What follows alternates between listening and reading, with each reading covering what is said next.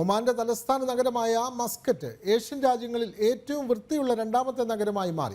പരിസ്ഥിതി സംരക്ഷിക്കുന്നതിനും വൃത്തിയായി സൂക്ഷിക്കുന്നതിനും രാജ്യം നൽകുന്ന പ്രാധാന്യം മാതൃകാപരമാണ്.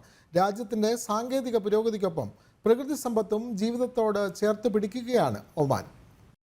സമുദ്രത്താലും പാറമലകളാലും സംരക്ഷിക്കപ്പെട്ടിട്ടുള്ള വേറിട്ട പ്രകൃതി വൈഭവങ്ങളുടെ ഉറവിടമാണ് ഒമാൻ എന്ന രാജ്യം.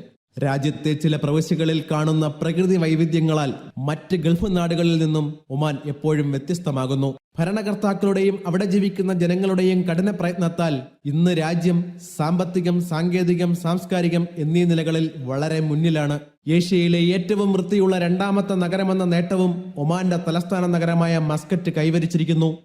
ലോകത്തെ മുഴുവൻ നഗരങ്ങളുടെയും ആരോഗ്യ സംരക്ഷണം, ട്രാഫിക് കുറ്റകൃത്യങ്ങൾ, മലിനീകരണം എന്നിവയെക്കുറിച്ചുള്ള പരമാവധി വിവരങ്ങൾ നൽകുന്ന ലോകത്തിലെ തന്നെ ഏറ്റവും വലിയ വെബ്സൈറ്റാണ് മസ്കറ്റിന്റെ ഈ അഭിമാനകരമായ നേട്ടം റിപ്പോർട്ട് ചെയ്തിരിക്കുന്നത്.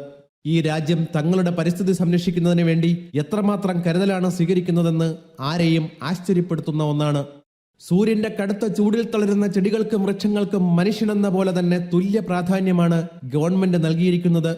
ചൂടിൽ നിന്നും രക്ഷ നേടാൻ പക്ഷികൾ അഭയം പ്രാപിക്കുന്നത് ഈ ചെറു ചെടികളിലും വൃക്ഷങ്ങളിലും ചില ചെറിയ നീരുറവകളിലുമാണ്. എല്ലായിടത്തും മരങ്ങൾക്കും ചെടികൾക്കുമായി ജലത്തിന്റെ ലഭ്യതയൊരുക്കാനും അവയെ പരിപാലിക്കുന്നതിനുമായി പ്രത്യേക സമയക്രമത്തിൽ ജീവനക്കാരെയും നിയോഗിച്ചിട്ടുണ്ട്. മാലിന്യങ്ങൾ നീക്കം ചെയ്യാനും അത് സംസ്കരിക്കുന്നതിനും പ്രത്യേക സംവിധാനങ്ങളും ഒരുക്കിയിട്ടുണ്ട്. സ്വന്തം രാജ്യത്തെ പരിചരിക്കുന്നതിൽ മാത്രമല്ല, മറ്റു രാജ്യങ്ങളുമായുള്ള നയതന്ത്ര ബന്ധങ്ങൾ വളർത്തുന്നതിനും രാജ്യം പ്രത്യേകം ശ്രദ്ധ ചെലുത്തുന്നുണ്ട്. മരുഭൂമിയിലുള്ളവർ മരങ്ങളോടും ജീവജാലങ്ങളോടും കാണിക്കുന്ന കരുതൽ കണ്ടിട്ടെങ്കിലും മരങ്ങൾ മുറിച്ച് ഭൂമി തരിശുഭൂമിയാക്കുന്നവരുടെ മനസ്സു മാറുവാൻ ഇനിയെങ്കിലും കഴിയട്ടെ എന്ന് നമുക്ക് പ്രത്യാശിക്കാം.